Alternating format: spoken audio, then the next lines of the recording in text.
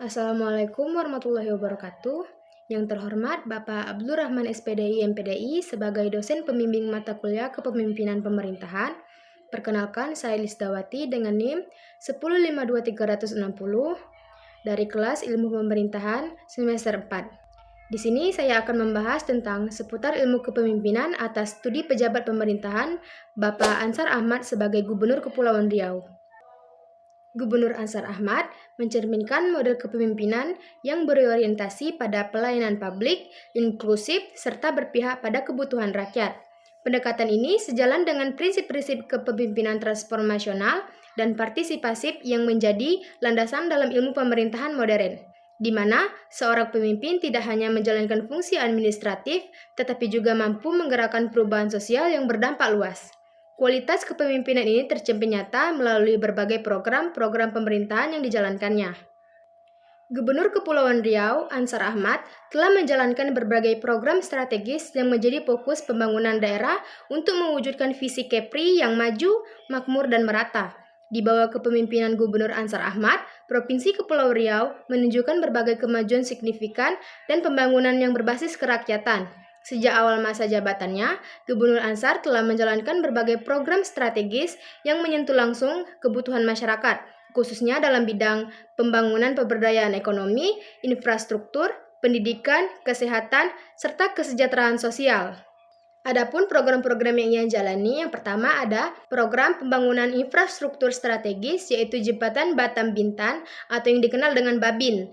Dalam bidang infrastruktur atau pembangunan, Ansar Ahmad terus mendorong percepatan proyek-proyek strategis di Provinsi Kepulauan Riau, seperti pembangunan rehabilitas jalan, pelabuhan, bandara, serta penyediaan sarana dasar seperti air bersih, sanitasi, dan perbaikan rumah tidak layak huni untuk meningkatkan kualitas hidup masyarakat. Salah satu proyek unggulan yang menjadi fokus utama adalah pembangunan Jembatan Batam Bintan atau yang dikenal dengan Babin. Pengadaan lahan pembangunan jembatan ini telah mencapai rampung 100%, menandai kesiapan dimulainya pembangunan fisik pada tahun 2024. Jembatan sepanjang sekitar 14,7 km ini akan menghubungkan dua pulau utama di Provinsi Kepulauan Riau, yakni Batam dan Bintan. Proyek ini diproyeksikan menjadi infrastruktur vital yang memperkuat konektivitas regional dan mendorong pertumbuhan ekonomi kawasan. Sejak awal masa jabatannya, Gubernur Ansar Ahmad telah memainkan peran strategis dalam mempercepat realisasi proyek ini. Ia aktif menjalin koordinasi intensif dengan pemerintahan pusat, kementerian terkait, dan pihak swasta. Pemerintahan Provinsi Kepri di bawah kepemimpinannya telah menetapkan lokasi jembatan melalui keputusan gubernur, serta mengalokasikan anggaran untuk pembebasan lahan yang kini telah selesai sepenuhnya. Ansar Ahmad menegaskan bahwa pembangunan jembatan Batam Bintan merupakan bagian dari visi besar meningkatkan konektivitas antar pulau dan kesejahteraan masyarakat. Jembatan ini akan menjadi jembatan terpanjang se-Indonesia, dan jembatan ini diharapkan membuka lebih banyak peluang investasi, mempercepat pertumbuhan ekonomi, serta mempermudah akses terhadap pendidikan layanan publik kedua pulau tersebut. Selanjutnya, program yang ia jalani adalah program Kepri Terang. Program ini bertujuan untuk mempercepat pemerataan akses listrik di seluruh wilayah Kepulauan Riau, khususnya di daerah-daerah terpencil. Sejak tahun 2021, Kabupaten Karimun menjadi salah satu fokus utama program ini. Hingga saat ini, sudah lebih dari 3.158 rumah tangga kurang mampu di Karimun yang mendapatkan sambungan listrik baru berkat program Kepri Terang. Saat ini, di Desa Keban, Pulau Bahan, Kecamatan Sugi Besar, sedang berlangsung pembangunan jaringan listrik yang meliputi pemasangan genset berkapasitas 80 kV, pembangunan jaringan listrik sepanjang 100 meter, serta pemasangan 30 tiang listrik. Proyek ini dibiayai dengan anggaran sekitar 745 juta dan direncanakan selesai pada tanggal 1 Desember 2024 tadi. Setelah selesai, proyek ini akan melayani 133 rumah tangga di desa tersebut yang sebelumnya belum menikmati listrik. Program Kepri Terang diharapkan tidak hanya memberikan penerangan, tetapi juga menjadi pondasi bagi pembangunan ekonomi sosial dan pendidikan di Kepulauan Riau. Dengan adanya listrik, anak-anak dapat belajar lebih baik, usaha kecil dapat berkembang, dan investasi dapat lebih mudah masuk ke daerah-daerah terpencil. Pemerintahan Provinsi Kepulauan Riau berkomitmen untuk terus menerangi seluruh pelosok wilayah hingga masa depan anak-anak muda dan masyarakat dapat menjadi lebih cerah dan penuh harapan.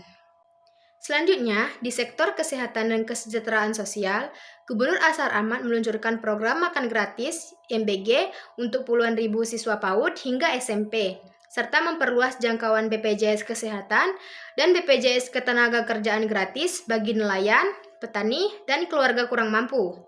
Selain itu, pembangunan fasilitas kesehatan seperti rumah sakit jiwa dan ketergantungan obat atau RSJKO di Tanjung Uban serta rumah singgah pasien di Batam dan Jakarta menjadi wujud nyata komitmen pemerintah dalam meningkatkan akses pelayanan kesehatan. Selanjutnya, dalam bidang pendidikan, pemerintahan Provinsi Kepulauan Riau Ansar Ahmad memberikan perhatian besar kepada generasi muda.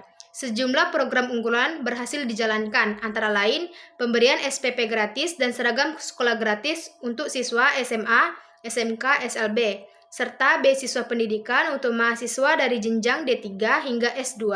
Selain itu, insentif untuk guru dan tenaga pendidik juga menjadi prioritas guna mendorong mutu pendidikan di daerah tersebut.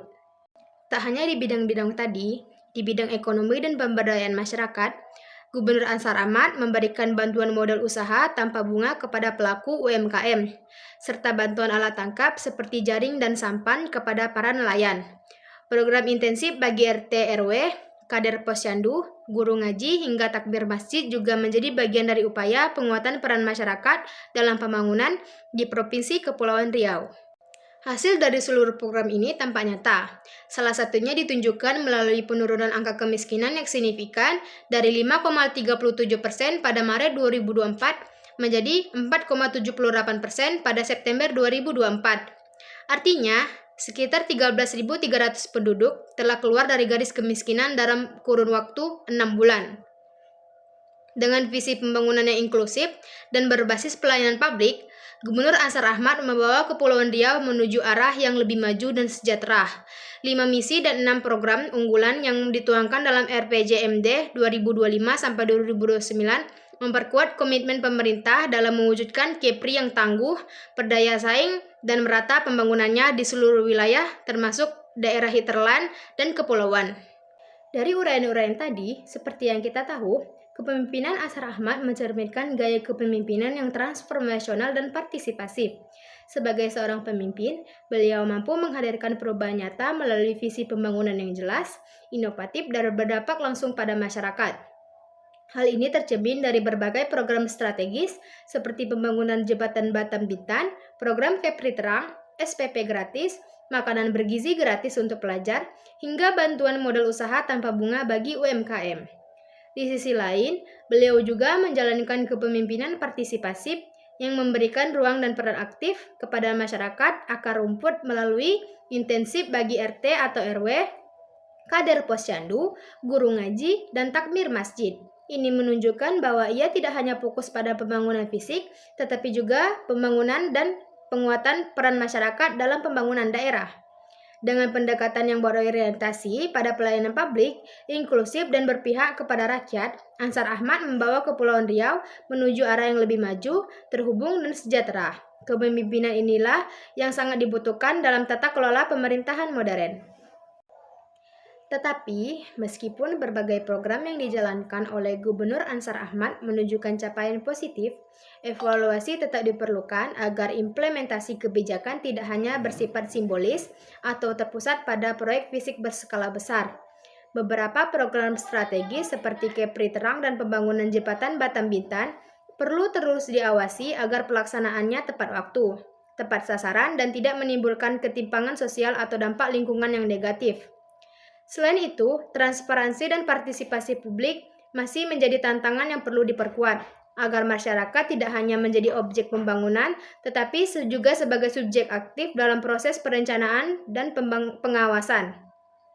Keberhasilan pembangunan akan lebih bermakna jika disertai dengan upaya merata untuk menjangkau kelompok rentan, mengurangi ketimpangan wilayah, serta memperkuat akuntabilitas birokrasi di semua level.